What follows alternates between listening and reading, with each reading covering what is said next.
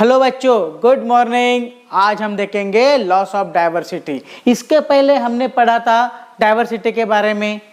Diversity मतलब जब different varieties of life produce हो रही थी तो हम उसके बारे में पढ़ रहे थे। लेकिन हम पढ़ेंगे कि किस तरह से ये लाइफ, ये स्पेसीज, ये कम्युनिटी, या different varieties of life loss हो गई, ख़त्म हो गई, उसके कारण, उसके बारे में डिटेल हम जानेंगे। तो सबसे पहले तो हम देखेंगे कि जो डाइवर्सिटी होती थी वो लॉस क्यों हो रही है। तो लॉस होने की कई वजह हो सकती है। नेचुरली भी हो सकती है या मैन मेड भी हो सकती है। जी हाँ, ह्यूमन एक ऐसा ऑर्गेनिज्म है जिसने अपने ही हाथों से, अपने ही कारण से नेचर को बर्बाद किया है, पोल्यूशन फैलाया है और कई तरह की चीज़ें की है, जिसने कई तरह के ऑर्गेनिजम्स का भी उसने लॉस किया है, उनको डिस्ट्रॉय किया है। तो मैन मेड भी एक कारण है और नेचुरल भी एक कारण है। अब नेचुरल में क्या हो सकता है? नेचुरल में अर्थक्वेक, वोल्केनो, फायर, ये सब चीज़ें, या फिर लैंडस्केप वगैरह, ये सब कारण हो सकते हैं। तो ऐसे कई कारण हैं, तो हम वही सभी कारण हम देखेंगे। तो हम देखेंगे अभी लॉस ऑफ डाइवर्सिटी। अब देखो, जब कोई ऑर्गेनिज्म, कोई स्पेसीज जब अर्थ से एलिमिनेट होता है, पूरी तरह से डिस्ट्रॉय हो जाता है, खत्म हो जाता है, तो उसको बोलते हैं एक्सटिंक्ट। इसको बोलते हैं एक्सटिंक्ट। एक्सटिंक्ट मतलब कंप्लीट,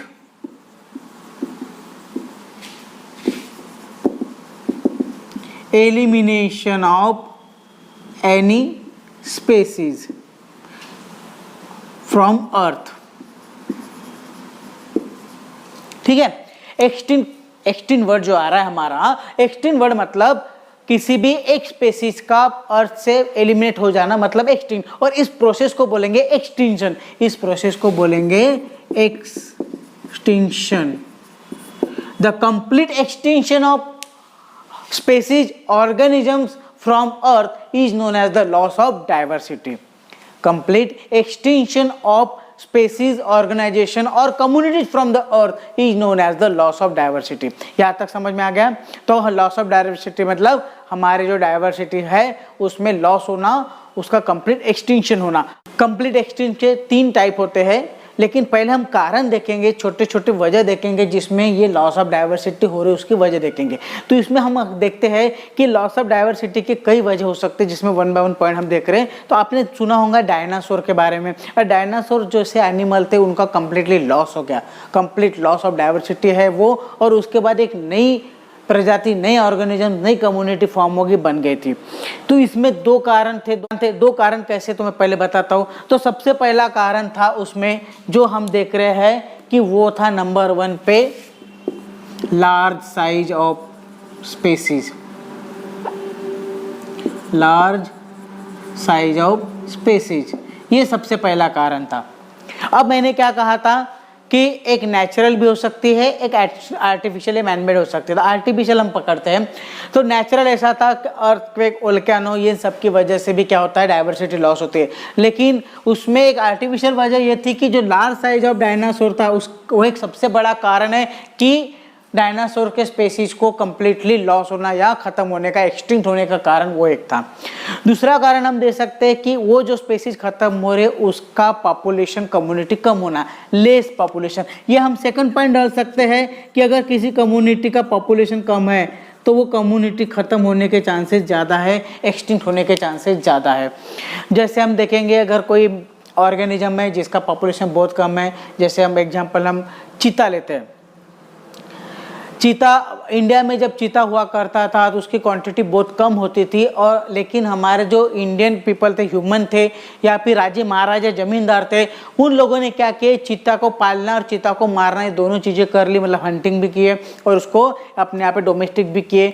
तो इस कारण से क्या हो गया, धीरे धीरे चीता की क्वांटिटी खत्म हो गई और सिर्फ 2 ही चीता बचे थे, जिसको लास्ट जो राजा था हमारा, उस राजा ने 2 चीता को मार दिया। उसकी वजह से इंडिया से, सिर्फ इंडिया से ये चीता खत्म हो गए, दोनों चीता खत्म हो गए। तो चीता का पॉपुलेशन क्या हो गया, इंडिया से खत्म हो गया।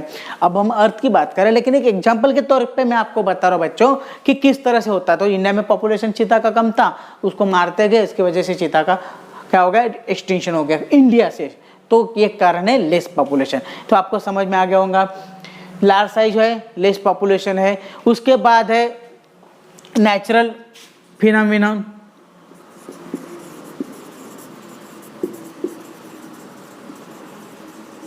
नेचुरल फिनोमिना मतलब नेचुरल थिंग्स, जैसे अब मैं आपको बताया था अर्थक्वेक वगैरह, तो ये चीजें हम भी ले सकते हैं। तो narrow range of distribution, inability to source food, ये सब वजह इसमें आ सकते हैं जिसकी वजह से एनिमल एक्सटिंक्शन में जा सकते हैं, उनका एक्सटिंक्शन हो सकता है।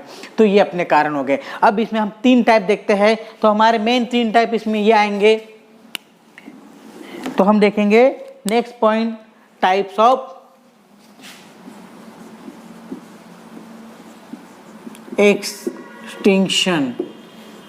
इसके बाद हम देखते हैं टाइप्स ऑफ एक्सटिंक्शन। एक्सटिंक्शन किस कारण से हो सकता है या उसमें कौन से एक्सटिंक्शन होने के पॉइंट हम हो सकते हैं। देखिए जैसे लार्ज साइज मैंने बताया यहाँ पे, जैसे मैंने बताया कि लेस पॉपुलेशन, नेचुरल फिनोमिनन, उसके बताया कि लो रिप्रोडक्टिव ग्रेडियंट, उसके बाद देखा मैंने inability to food sources, food source को ढूंढने में उनको एबिलिटी नहीं है, या फिर high position in a trophic level. ये सही ऐसे वजह हो सकते हैं जिसकी वजह से क्या हो सकता है, डाइवर्सिटी का लॉस हो सकता है। ये हो गया। अब हम देख रहे हैं टाइप्स ऑफ एक्सटिंक्शन। तो इसमें 3 टाइप है। तो नंबर 1 पे हम देखेंगे, इसमें 3 टाइप है और नंबर 1 पे हम देखेंगे वो है नेचुरल एक्सटिंक्शन एक, दूसरा हो गया मास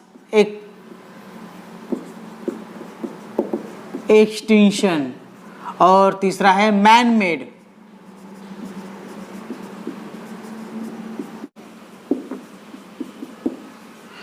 जिसको अनदर नाम है anthropogenic.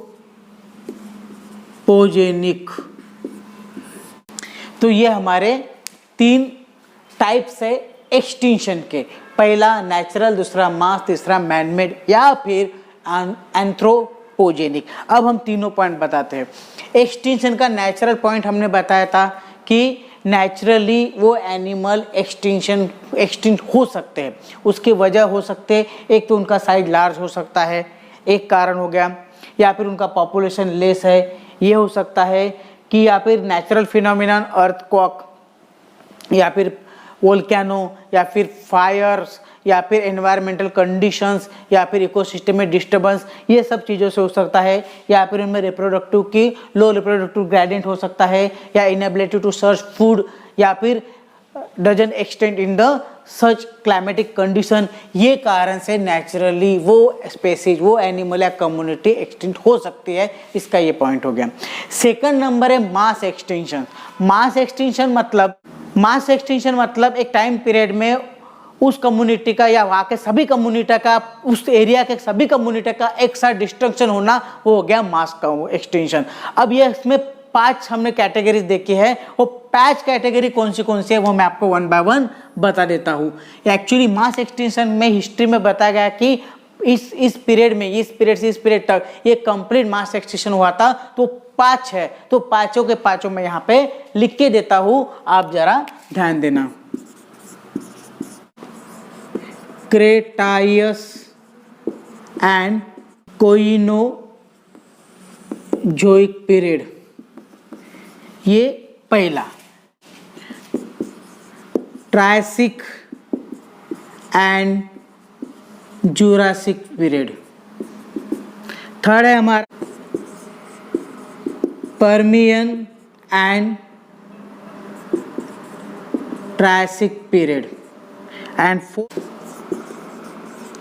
Devonian and Carboniferous. And fifth है हमारा ऑर्डोविशियन एंड सिलुरियन।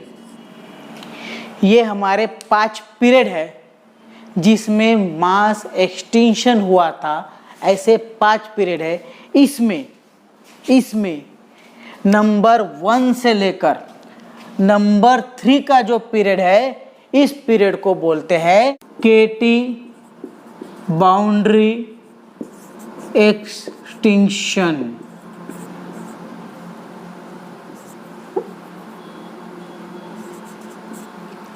ये हो गया हमारे मास एक्सटिंक्शन।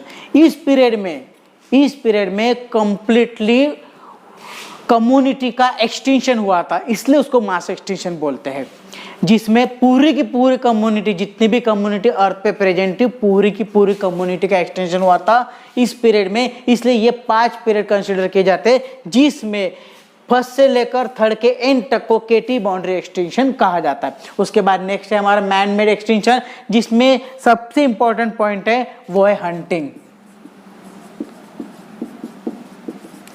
इसके द्वारा, ह्यूमन द्वारा हंटिंग करने की वजह से कई ऑर्गेनिजम्स का क्या हो गया, लॉस हो गया या फिर एक्सटिंक्शन हो गया। तो this is known as the anthropogenic. तो ये हो गए हमारे टाइप्स ऑफ एक्सटिंक्शन। इसके आगे हम देखते हैं, तो नेक्स्ट पॉइंट है हमारा वो है कॉजेस ऑफ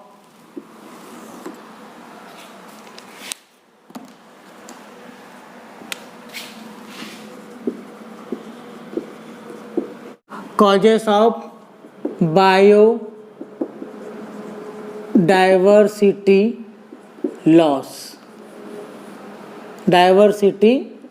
लॉस। इसमें 4 कारण हैं और उस 4 कारण को ही बोलते हैं इविल कॉर्टेट। क्या कहते हैं? The evil quartet. Causes of biodiversity loss के 4 कारण हैं। 4 कारण को ही नाम दिया है द इविल कॉर्टेट। अब वो कौन से हैं तो हम लिखते हैं 1 बाय 1। तो हमारा नंबर 1 पे हम देंगे habitat loss and fragmentation. Second, over exploitation. Third, alien space इन्वेशन। And fourth है को extinction. This is the 4 causes of biodiversity loss and also known as the evil कॉर्टेट। अब नंबर 1 का कारण क्या है? Habitat loss. क्या है पहला? Habitat loss. सिंपल है, जो इकोसिस्टम है उस सिस्टम में जो भी कम्युनिटीज रह रही है, उस हैबिटेट का अगर चेंजेस हो रहा है, उस हैबिटेट में कुछ लॉस हो रहा है या कुछ भी डिग्रास्ट हो रहा है, तो उसकी वजह से वहाँ के कम्युनिटी का लॉस होना लाजमी है। अगर वहाँ पे कोई फ्रैगमेंटेशन होता है या फिर उस जगह पे किसी तरह का चेंजेस प्रोड्यूस हो रहा है जो उस कम्युनिटी के लिए सूटेबल नहीं है, उसकी वजह से कम्युनिटी का लॉस होना साहजिक है। ठीक है, तो ये पहला पॉइंट हो गया हमारा हैबिटेट लॉस।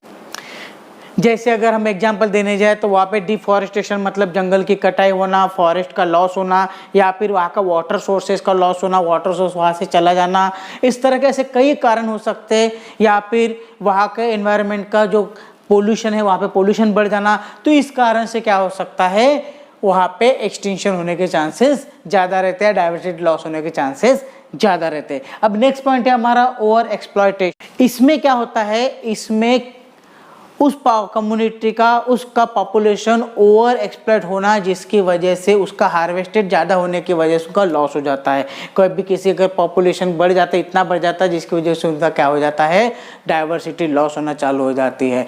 देखिए अगर हम मराइन फिश के बारे में बात करेंगे तो मराइन फिश में अगर ओवर हार्वेस्टेड हो जाता है तो उसके बाद वो मराइन फिश का लॉस होना चालू हो जाता है। This is the over exploitation, means over harvested of the community और population। then alien species invasion, इसमें ऐसा होता है कि कोई और स्पेसीज इन्वेंट की जाती है किसी और स्पेसीज को ख़त्म करने के लिए, या उसको किसी कारण से उस एरिया को, उस वाटर को, सोर्सेज को या पोल्यूटेड फ्री करने के लिए। तो उस टाइप की स्पेसीज क्या करते हैं, दूसरे स्पेसीज को डिस्ट्रॉय करती है, उसको एक्सटेंड करती है, तो हो गया एलियन स्पेसीज इन्वेशन। मतलब अगर हम एग्जांपल देखने जाए तो एक ऐसी स्पेसीज का निर्माण किया गया है जो उस पानी के किसी और स्पेसीज को खाने के लिए, लेकिन उसकी वजह से क्या हो गया, कोई और स्पेसीज का क्या हो गया, एक्सटिंक्शन हो गया। उसके बाद को एक्सटिंक्शन। को एक्सटिंक्शन मतलब अगर कोई एक स्पेसीज अगर एक्सटिंक्ट हो रही है, जिसका लॉस हो रहा है, डाइवर्सिटी लॉस है, तो उसके साथ साथ दूसरी भी हो जाती है। अगर सपोज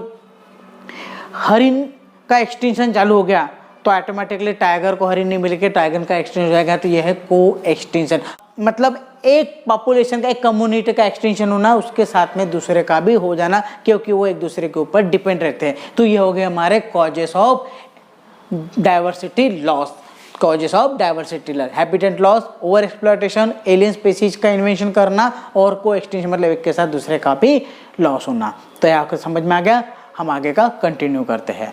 नेक्स्ट पॉइंट है हमारा रेड डेटा बुक और रेड लिस्ट। नेक्स्ट पॉइंट है हमारा रेड डेटा बुक और इसको कहते हैं रेड लिस्ट। इसको कहते हैं red list. IUCN international union for conservation of nature and natural resources, also called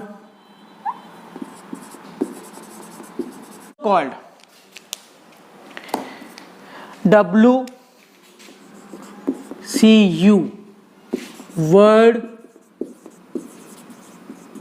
Conservation Union, World Conservation Union। Red data book, red list, ये क्या है? तो IUCN international union for conservation of nature and natural resources, उसको और नाम है WCU मतलब world conservation union. ये स्विट्जरलैंड में स्थित है। कहाँ पे? ये स्विट्जरलैंड में इसका हेडक्वार्टर है, हेड ऑफिस है। इसने एक लिस्ट बनाई है जिसमें कई स्पेसीज का इवैल्यूएशन करके उनकी एक लिस्ट बनाई है। उस लिस्ट को नाम है दिया है रेड डेटा बुक और रेड लिस्ट। उन्होंने इसमें 9 कैटेगरी दी है। उस 9 कैटेगरी तक उन्होंने क्या किया है कि कौन सी स्पेसीज किस लेवल पे अवेलेबल है या किस लेवल तक उसका डिग्रेडेशन या एक्सटिंक्शन हो रहा है, उसके हिसाब से उन्होंने उसको उस 9 कैटेगरी में अलग अलग हिसाब से डाला है। तो 9 कैटेगरी क्या है, तो हम वो देखते हैं सभी के सभी 9 कैटेगरी, जिसमें इस तरह के स्पेसीज की एक लिस्ट बनाई है कि कौन सी स्पेसीज किस लेवल पे है। मतलब किसी का कंप्लीटली लॉस हो रहा है, मतलब एक्सटिंक्शन हो रहा है, किसी का एक्सटिंक्शन के पोजीशन पे आ गई है, कोई एक्सटिंक्शन हो सकता है। इस तरह के उन्होंने ऐसे 9 कैटेगरीज बनाई और उन कैटेगरीज में वो लिस्ट बनाई है ताकि उनके पास ये डेटा रहे कि कौन सी स्पेसीज इस अर्थ से पूरी तरह नष्ट होने वाली है या नष्ट होने की कगार पे है, या इनका पॉपुलेशन घट रहा है या किसी का बहुत ज़्यादा पॉपुलेशन बढ़ रहा है। तो ये सब करने की लिस्ट उन्होंने बनाई है। किन्होंने? IUCN ने।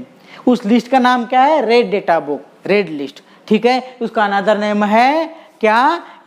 WCU मतलब वर्ल्ड कंजर्वेशन यूनियन, और इसका हेडक्वार्टर कहाँ पे है? स्विट्जरलैंड पे है। तो चलो हम उसका पहला पॉइंट देखते हैं। तो पहला पॉइंट है हमारा, वो है नंबर 1 का पॉइंट है एक्सटिंक्ट। एक्सटिंक्ट में इस कैटेगरी में वो स्पेसीज को डाला है जो कंप्लीटली अर्थ से लॉस हो चुके हैं, निकल चुके हैं, और जिनका कोई अर्थ पे अभी रिकॉर्ड अवेलेबल नहीं है, उस स्पेसीज को यहाँ पे डाला है। मतलब नो रिकॉर्ड फाउंड। सेकंड हमारी कैटेगरी यहाँ पे उन्होंने दी हुई है extinct in the wild.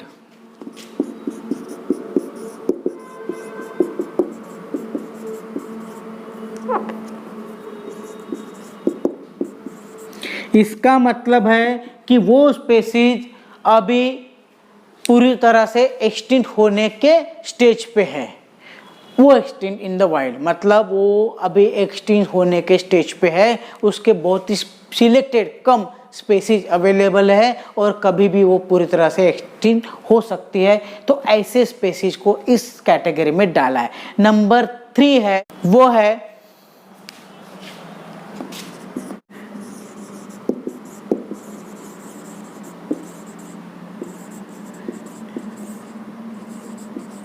Critically endanger मतलब इनके जो मेंबर है, कम्युनिटी मेंबर, वो बहुत ही कम है, अवेलेबल है, लेकिन बहुत ही कम है। जिनकी कम्युनिटी में जो अवेलेबल स्पेसीज है वो कम है, लेकिन इससे ज़्यादा वो हो गए क्रिटिकली एंडेंजर। इनको इस लिस्ट में इंक्लूड किया गया है। नंबर 4 पे है वो है एंडेंजर। एंडेंजर कैटेगरी में वो स्पेसीज डाले हैं जिनका कम से कम 50 to 70% लॉस हो चुका है या फिर डिक्लाइन हो चुका है, ऐसे मेंबर को इसमें डाला है। कितना? 50 to 70% मेंबर्स कम्युनिटी के स्पेसीज के डिक्लाइन हो गए हैं, ऐसे को डाला है एंडेंजर में। मतलब इससे भी कम ये, इससे भी कम ये, और ये तो नहीं, ऐसे कैटेगरी है। तो आपके बाद नेक्स्ट 5 नंबर की कैटेगरी है वो है वैल्यूनरेबल। इस कैटेगरी में वो इंक्लूड किए हैं जिनका लॉस 30 to 50% हो गया है या फिर डिक्लाइन हो गया है 30 to 50%। और उसके बाद नेक्स्ट है थ्रेटेंड, नियर थ्रेटेंड। इसमें वो कैटेगरी इंक्लूड की है जो स्पेसीज फ्यूचर में डिक्लाइन हो सकती है या उनका एक्सटिंक्शन हो सकता है, ऐसे स्पेसीज को इसमें डाला गया है। वो स्पेसीज अभी अवेलेबल है लेकिन हो सकता है फ्यूचर में उनका लॉस हो, तो उसको इस कैटेगरी में डाला है। उसके बाद नेक्स्ट लिस्ट कॉन्सर्न। ये स्पेसीज ऐसी है अगर हम उसका केयर करेंगे तो वो बच जाएंगी, ऐसी स्पेसीज को इसमें डाला गया है। ऐसी स्पेसीज अवेलेबल है जिसका एक्सटेंशन हो सकता है, लेकिन अगर हम उसका केयर करें तो बच सकती है, तो ऐसे स्पेसीज इसमें डाली गई है। और ऐसी स्पेसीज जो हमारे लिए या इकोसिस्टम के लिए ज़रूरी है, ऐसे स्पेसीज को बचाना है, तो उस स्पेसीज को इसमें डाला गया है। उसके बाद नेक्स्ट है डेटा डेफिशिएंट। ऐसी स्पेसीज जिसका एक्सटेंशन उसके डेटा के ऊपर डिपेंड है, ऐसे डिपेंडेबल स्पेसीज को इसमें डाला गया है। उस स्पेस का डेटा हमारे पास है और डेटा के ऊपर उसका एक्सटेंशन डिपेंड है, ऐसी स्पेसीज को इसमें डाला गया है जो स्पेसीज का हमारे पास डेटा अवेलेबल है। उसके बाद नेक्स्ट है कि जो स्पेसीज जिसका इवैल्यूएशन नहीं किया गया है, ऐसी स्पेसीज इसमें डाला गया है। कई स्पेसीज अवेलेबल है और उन स्पेसीज में से ऐसी स्पेसीज हो सकती है जिसका इवैल्यूएशन नहीं हुआ है, तो ऐसी स्पेसीज इसमें डाली गई है। तो ये हो गया हमारा कौन सा? बायोडाइवर्सिटी एंड कंजर्वेशन में हमारा बायोडाइवर्सिटी पॉइंट हो गया। अब इसके बाद हम नेक्स्ट देखते हैं हमारा कंजर्वेशन। तो यहाँ तक आपको समझ में आ गया, तो आप इसे नोट डाउन कर लीजिए। नेक्स्ट पॉइंट है हमारा वो है conservation of biodiversity. Conservation of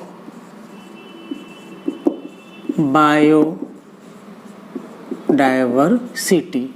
अब जो भी बायोडाइवर्सिटी लॉस हो रही है, उसका डिग्रेडेशन हो रहा है, उसका एक्सटिंक्शन हो रहा है, तो उनको कैसे बचाया जाए, उनको कैसे एक्सटिंक्ट किया उसे रोका जाए, तो वो करना मतलब कंजर्वेशन। तो कंजर्व करना, ऐसे बायोडाइवर्सिटी को कंजर्व करना, ऐसे कम्युनिटी को कंजर्व करना, उनको बचाना। इन स्पेसीज को कंजर्व करने की वजह क्या है? कुछ तो कारण होगा। तो ऐसे 3 कारण है। क्या? कॉजेस ऑफ कंजर्वेशन, कंजर्वेशन करने के कारण। तो कॉजेस ऑफ कंजर्वेशन नंबर 1 पे है नैरोली यूटिलाइटेरियन, ब्रॉडली यूटिलाइटेरियन, एंड थर्ड है इथिकल यूटिलाइटेरियन। ये 3 कारण हो सकते हैं हमें किसी भी स्पेसीज कम्युनिटी को कंजर्व करने का। अब 3 कारण क्या है? पहला यह है कि ऐसे कम्युनिटी, ऐसे स्पेसीज जो ह्यूमन बीइंग के लिए यूजफुल है, जो ह्यूमन को प्रोडक्टिविटी देती है, फूड देती है, ऐसे स्पेसीज को बचाना, इसको कंजर्व करना जो ह्यूमन के लिए यूजफुल है, यूटिलिटी देती है ह्यूमन को। तो कौन से? वो ह्यूमन को फूड दे सकती है, उनको प्रोडक्टिविटी दे सकती है। सेकंड है कई ऐसे स्पेसीज है, मतलब ब्रॉडली यूटिलिटेरियन, मतलब वो ह्यूमन के अलावा इस इकोसिस्टम को, नेचर को कुछ तो भी यूटिलिटी दे रही है, यूटिलिटी कर रही है, जिसकी वजह से उसका क्या हो सकता है, इकोसिस्टम में एक तरह से मेंटेनेंस हो सकता है। तो ऐसे स्पेसीज को बचाना, कंजर्व करना जरूरी है। पहला पॉइंट किस लिए, नैरोइंग, मतलब ये ह्यूमन के लिए प्रोडक्टिविटी ऑफ फूड दे रहा है, मतलब हमारे स्वार्थ के लिए वो, तो हम कर रहे हैं, इसलिए वो नैरोइंग हो गया।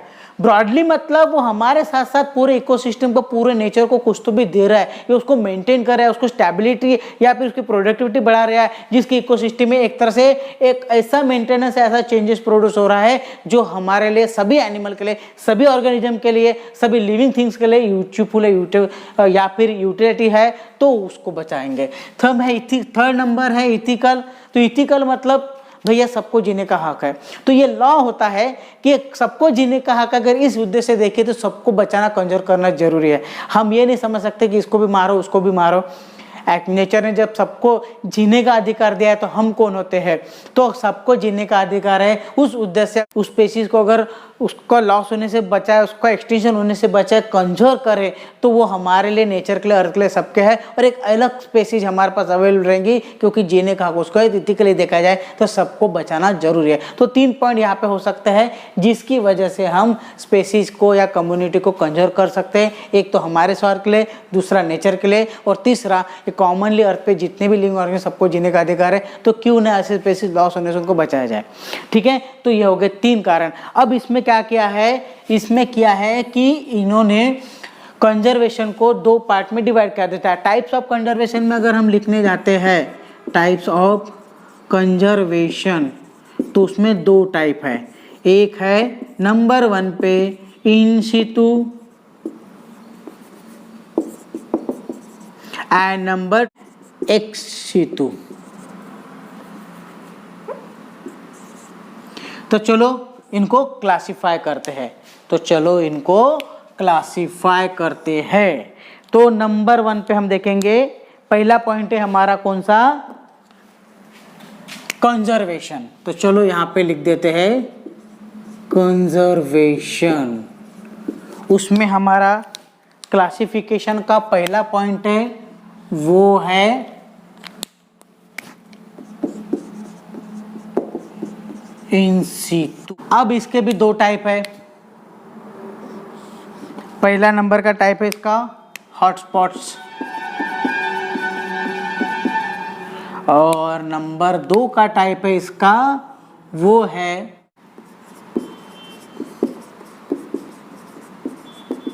Protected area. अब इस प्रोटेक्टेड एरिया के भी 3 टाइप।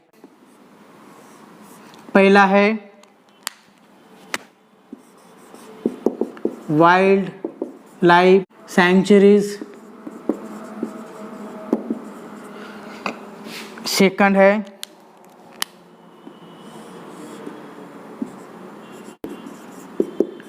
बायोस्फीयर रिजर्वर्स, और नंबर 3 है नेशनल पार्क।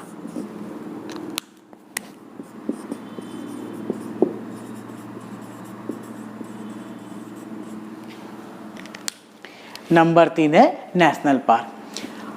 अब देखो पहला है इन सिटो। इन सिटो मतलब इसमें हम क्या कर रहे हैं कि जो एरिया है उसी एरिया में हम इस तरह से कुछ अरेंजमेंट करेंगे जिसमें हम उन कम्युनिटीज को वहाँ पे बचाने की, कंजर्व करने की कोशिश करेंगे उन एरिया में। तो एक होता है हॉटस्पॉट और दूसरा है प्रोटेक्टेड एरिया। जैसे टाइगर रिजर्व फॉरेस्ट मतलब national park, biosphere reserve, wild life sanctuaries, ये सब उसी के हैं। तो ये क्या होता है कि ऐसा एक पर्टिकुलर एरिया ही लेंगे जिस एरिया में वो एनिमल पाए जाते हैं, उसी एरिया को प्रोटेक्ट करेंगे, कवर करेंगे, जहाँ पे कोई अदर स्पेशली ह्यूमन बीइंग का एंट्रेंस बंद हो, कम्युनिकेशन बंद हो, ताकि ये जो कम्युनिटीज है वो एक तरह से कंजर्व हो जाए और इनकी कम्युनिटी पॉपुलेशन बढ़ते बढ़ते जाए। तो हो गया इन सिटो। अब आउट सिटो में हम पॉइंट देखेंगे कि इसमें होता क्या है, या फिर एक्स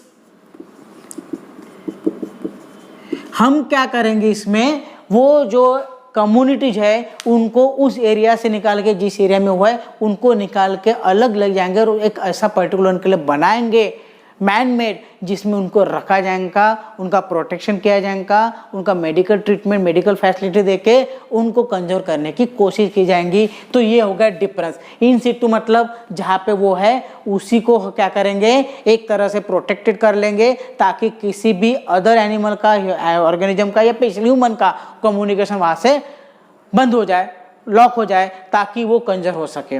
और एक सिटू मतलब उनको उस एरिया से वहाँ से निकाल के ला लेंगे और ऐसे एरिया में रखेंगे जहाँ उनके लिए स्पेशली बनाया गया एक एरिया, एक प्रोटेक्टिव पार्टीशन होगा, एक प्रोटेक्टिव पार्टीशन होगा जिसमें उनको रखा जाएगा और उनको उनका देखभाल की जाएंगी, उनका मेडिकल चेकअप किया जाएगा, उनको सब फैसिलिटी प्रोवाइड की जाएंगी ताकि वो कंजर हो सके।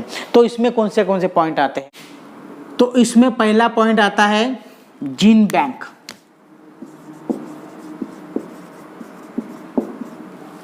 और सेकंड आता है बॉटनिकल गार्डन और जू। ठीक है, ये हो गए इसके पॉइंट। अब कैसे, अगर हम देखेंगे कि ऐसा बैंक जहाँ पे इन कम्युनिटीज के स्पेसीज के जीन हम स्टोर करेंगे, वहाँ पे उनके सीड्स बनाएंगे, उनका मल्टीप्लिकेशन करेंगे, उनका रिप्रोडक्शन करेंगे, या जीन के मार्फत हम नई स्पेसीज, उन्हीं की नई स्पेसीज प्रोड्यूस करेंगे, ऐसा हो गया जीन बैंक। ठीक है, इसमें क्या क्या आ सकते हैं? तो ये सीड बैंक भी हो सकता है, तो इसमें ऑर्चर्ड्स भी आ सकते हैं, ऑर्थोडॉक्स सीड्स भी आ सकते हैं, रिकॉर्सिटेड सीड्स भी आ सकते हैं, ये हो गया। और बॉटनिकल गार्डन जू के बारे में तो आप लोगों को पता ही है। तो ये हो गया एक्सप्लेनेशन। अब हॉटपॉट के बारे में आपको बताता हूँ कि हॉटपॉट क्या होता है। हॉटपॉट ये होता है कि ऐसा एरिया जो सेंसिटिव एरिया कहलाएगा, जहाँ पे किसी भी ह्यूमन का इंटरप्रेशन बंद किया जाएगा, जिसमें उस स्पेसीज को, कम्युनिटी को कंजर्व किया जाएगा, जिसका पॉपुलेशन बढ़े, डाइवर्सिटी बढ़े और उसमें एक तरह से क्या है, इंक्रीमेंट हो जाए, डेवलपमेंट हो जाए, ये होता है हॉटपॉट। तो ऐसे पूरे वर्ल्ड में 34 हॉटपॉट है और हमारे इंडिया में 3 हॉटपॉट है। एक है इंडो बर्मा रीजन, दूसरा हिमालय और तीसरा वेस्टर्न घाट। ये 3 हॉटपॉट हमारे इंडिया में है और पूरे वर्ल्ड में कितने हैं? 34। उसके बाद है वाइल्ड लाइफ सेंचुरीज, मतलब जिसमें क्या करेंगे, जैसे टाइगर रिजर्व फॉरेस्ट हो गया, तो जैसे को अपना नागजीरा अभयारण्य हो गया, कोका अभयारण्य हो गया, ताड़ोबा अभयारण्य हो गया, पेंच प्रकल्प हो गया। तो ये ऐसे वाइल्ड लाइफ सेंचुरीज होते हैं जिसमें पर्टिकुलर वाइल्ड लाइफ को क्या किया जाता है, कंजर्व किया जाता है। उसके बाद बायोस्फीयर रिजर्व, ऐसा एरिया जहाँ पे कई तरह के कम्युनिटीज, कई तरह के स्पेसीज को एक साथ रख के वहाँ पे उनको उस तरह से डेवलपमेंट करने की कोशिश की जाती है। उसके बाद नेशनल पार्क में सिर्फ पर्टिकुलर कार्निवोर्स, हर्बीवोर्स को ही रखा जाता है, जिसकी वजह से उनका वहां पे क्या है, कंजर्वेशन हो सके। तो ये हो गए हमारे कंजर्वेशन इन सिटो एंड एक्स सिटो। तो यहाँ तक आपको समझ में आ गया होगा, तो आप इसे नोट डाउन कर लीजिए। ओके बच्चों, चलो यहाँ पे खत्म हो गया। नेक्स्ट लेसन हम स्टार्ट करेंगे। तो यहाँ पे अपना खत्म हो रहा है कौन सा, बायोडाइवर्सिटी एंड कंजर्वेशन। ओके बच्चों।